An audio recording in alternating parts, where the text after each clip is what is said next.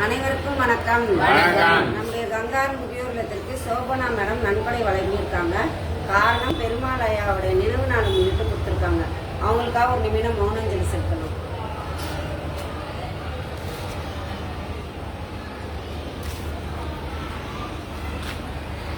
பிரார்த்தனை. எல்லாம் வல்ல இறைவா, இயற்கை அன்னையே, எங்களுடைய கங்கார் முதியோர் இல்லத்திற்கு நன்கொடை வழங்கிய சோபனா மேடம் அவர் குடும்பத்தை ஆசீர்வதியும்.